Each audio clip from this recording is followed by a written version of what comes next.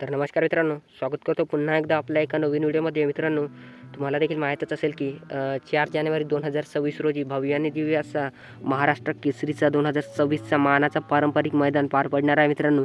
आणि त्या मैदानात आपला द्वादशी हिंद केसरी बकासूर आपल्याला मला वाटतं की जवळपास 100% फिक्सच पळताना दिसणार आहे मित्रांनो. आपण त्याच्यासोबत पहिरा कोणता असणार मित्रांनो, याचीच अपडेट आपण आजच्या व्हिडिओमार्फत देणार आहोत. तर चला न थांबता व्हिडिओला सुरुवात करूयात. व्हिडिओ शेवटपर्यंत बघा, नक्की तुम्हाला पूर्ण अपडेट कळेलच मित्रांनो.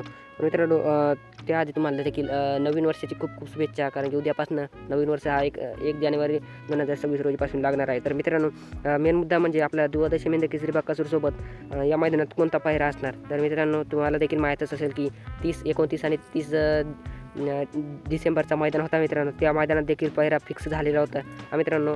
तोच म्हणजे स्वर्गीय पंढरीशेठ फडके यांचा सर्जा 10-10 हा मित्रांनो. सर्जा 10-10 यांचा पायरा देखील फिक्स झालेला होता. तर मित्रांनो, तोच पायरा आपल्याला देखील या मैदानात पळताना दिसणार आहे 4/1/2026 रोजी. हा मित्रांनो, या मैदानात आपल्याला महाराष्ट्र केसरीचा मैदान आहे मित्रांनो, आणि चांगलंच मानाचं पारंपरिक मैदान. या मैदानात आपल्याला आपला द्वादशी हिंद केसरी बकासूर आणि स्वर्गीय पंढरीशेठ फडके यांचा सर्जा आणि बकासूर आपल्याला या मैदानात आपल्याला जवळपास फिक्सच पळताना दिसणार आहे मित्रांनो. किंवा एखाद्या वेळेस कंदूरचा राजा देखील असू शकतो, तो पण देखील टॉपलाच पळतोय.